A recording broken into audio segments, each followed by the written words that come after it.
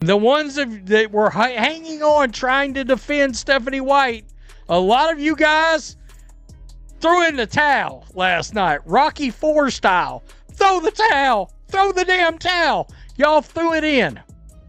Watching that fiasco that played out in front of our face, and then the comments after the game where Stephanie White refuses to answer a direct question about Caitlin Clark and her performance. Every major sports franchise has a breaking point. A specific, undeniable moment when things finally boil over and the dam breaks for good.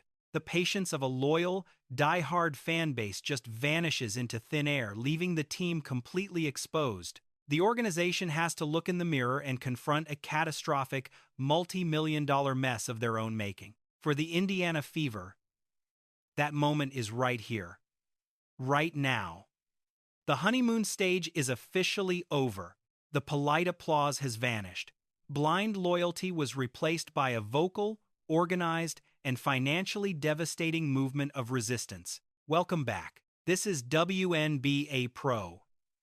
And today we're looking at the absolute inferno engulfing the Indiana Fever from the front office down to the locker room. Fans aren't just angry. They're getting organized. They're screaming for a total, uncompromising boycott of the entire franchise. They want immediate, sweeping leadership changes from the very top of the Pacers sports ownership group right now. They're calling for the heads of the general manager, executives, and especially the head coach, Stephanie White. When you look at the raw evidence of what's happening on the court and at the ticket window, you'll see why. You'll understand why this fan base is finally ready to burn the whole system to the ground and start over. Let's start with the only thing owners actually care about. Let's talk about the cold, hard, and unforgiving business of pro basketball. We're talking franchise valuation, media rights, and pure, raw revenue numbers. The Indiana Fever were handed the biggest economic gift in the history of modern professional sports. They drafted Caitlin Clark, a generational athlete who single-handedly flipped the financial script for the entire WNBA. She brought record television ratings, billion-dollar media deals, and a massive wave of new corporate sponsorships to the team. Last season, in 2024, the Fever were easily the hottest ticket in the world of sports. Out of 20 regular season home games, only 3 weren't complete, standing room-only sellouts for the franchise. Even those few non-sellouts were only short by a couple hundred seats. They were essentially printing money. They were growing their franchise value at a historic, record-breaking rate. But look at what happened just last night. Look at the immediate, terrifying financial fallout of terrible coaching and an arrogant front office leadership team. During a critical home game, official attendance numbers revealed a chilling reality for the Simon family ownership group. There were 1,600 empty seats in the arena. 1,600. Think about the economic weight of that drop. In a building Caitlin Clark used to pack to the rafters every night, the fans are now choosing to stay home. 1,600 empty, and that is after 7,000 at a recent preseason game. Back in 2024, they played 20 home games and only 3 didn't sell out all year. This isn't some accident. This is a targeted, deliberate, and highly organized financial boycott by the fans. The fan base is speaking with their wallets. They're sending a direct message to the executives holding the purse strings. We won't spend our hard-earned money to watch a coach sabotage the greatest player on the planet. We won't pay premium, inflated ticket prices to watch a so-called defensive guru give up over 100 points. Fans are actively starving this organization of revenue until Stephanie White is kicked out of the building. You only have to look at the Indiana Fever's social media accounts to see the resistance in full effect. The marketing department desperately posted a message saying, quote, "Shout out to our best fans in the league. See you at Gamebridge tomorrow." They are literally begging the fans to come back to the arena. They're pleading for them to fill those 1,600 empty seats. But the fans responded with nothing but fury. The comments are a graveyard for Stephanie White's career. People are saying the fans won't return until you fire her. They're writing that they've had enough of Stephanie White benching Caitlin Clark when the offense is actually flowing well. It was criminal. They're telling the Simon family they hope they go broke for letting this coaching malpractice continue. This is Doom FC. This is the resistance now. fans are actually creating membership cards for a movement dedicated to holding this incompetent leadership regime accountable. National media figures like Jason Whitlock are calling for a total boycott until the entire front office is purged, until Stephanie White is finally fired. The fans won't be back anytime soon unless you fire Stephanie White immediately. We are sick of Stephanie White benching Caitlin Clark in the first quarter when the offense is humming. That was absolute robbery. Those middle quarters were the most pathetic display of coaching I have ever witnessed. The front office deserves just as much heat. Why is the fury so deep? Why has the Indiana fan base turned this toxic and staged an all-out rebellion? Because these schemes and the broken roster build are an insult to any fan who actually understands the game of basketball. Let us dive into the tactical disaster that Stephanie White is currently running from the Fever sidelines. During the opening quarter, Caitlin Clark was finally finding her offensive groove. The buckets were falling, the spacing looked great. And then what does White do? She sits her down. She takes the heart of the entire franchise, the only reason fans even show up, and sticks her on the pine. What happened next was arguably the most embarrassing coaching failure in the history of the WNBA. The middle quarters were a masterclass in total incompetence. The Fever got absolutely crushed out there on the court. Her rotations were nonsensical. Those weird substitution patterns completely destroyed any flow the team had going for them. It all stems from a fundamentally broken and arrogant philosophy. Stephanie White is acting under the delusion that this is not Caitlin Clark's team. We have a coach who refuses to admit she is leading the most explosive and unguardable offensive force in women's basketball. Just watch that post-game press conference. It was the most damning and unforgivable moment of White's entire tenure so far. When asked a simple question about Clark's heroic night, she flat-out refused to answer. She would not give the star player any credit or individual praise. She deflected and dodged. She ignored the impact of the person who saved them from a 20-point blowout at home. The exit signs are glowing. It is already starting. I played that clip earlier. That was the moment she refused to give Caitlin Clark her flowers. This might be the most damaging proof we have seen yet.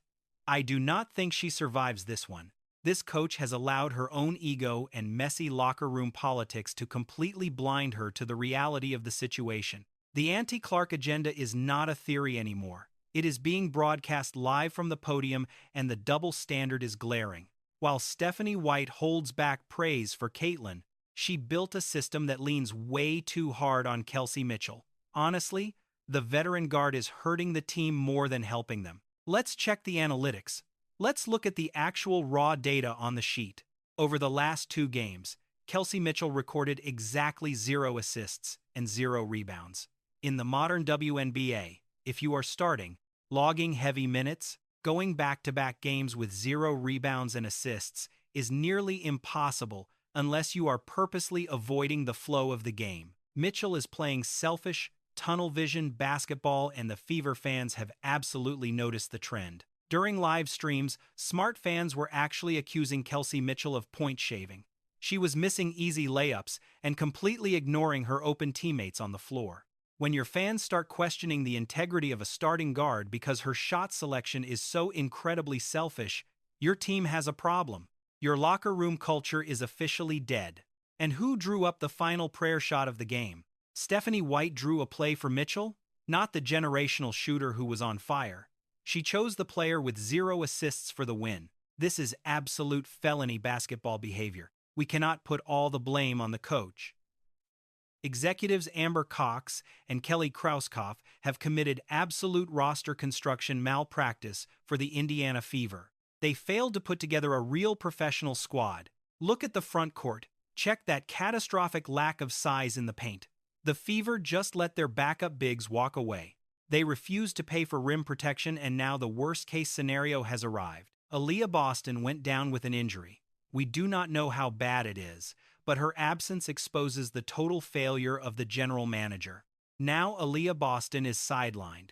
We have no idea how long. We have no bigs left, and a coach who wants to suppress the most talented female athlete on the planet. Think about that for a second. They have the best female athlete on the face of the planet, the most dynamic and exciting player, yet her own coach does not even seem to think she is the best on the court. They have absolutely 0 bigs left on this entire roster. Zero enforcers. Nobody there to guard the paint or lay a brick wall screen.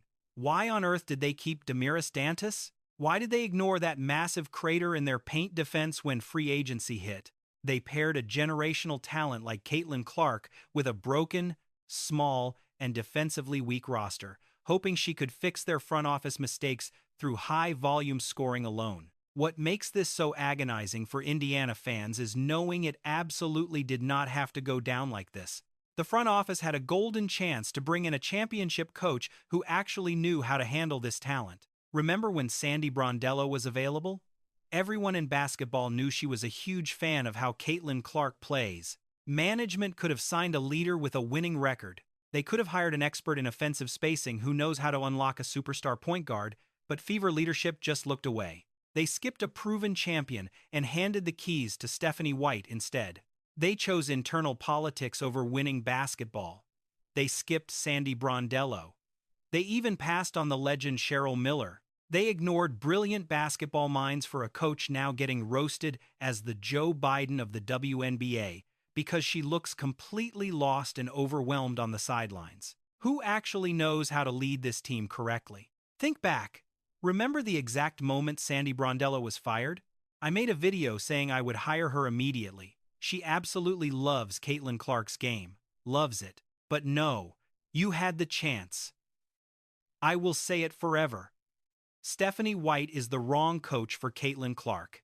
This is a management disaster of epic and historic proportions. The Simon family ownership is standing on a total financial cliff. This fan boycott is real. 1,600 empty seats? That is just the start. TV ratings are the next domino to fall if this basketball product stays this painful to watch every single night. You cannot undo this. The whole sports world recognizes that this is clearly Caitlin Clark's team now. Sponsors see it. Networks see it. The fans certainly see it.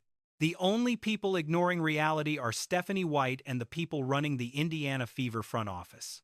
If Aaliyah Boston is not running high pick and rolls with Clark, her huge contract makes zero financial sense.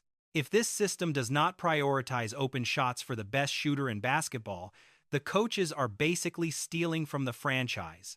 The fans want a total house cleaning. They want Kelly Crosskop gone. They want Amber Cox gone and Stephanie White to pack her bags today.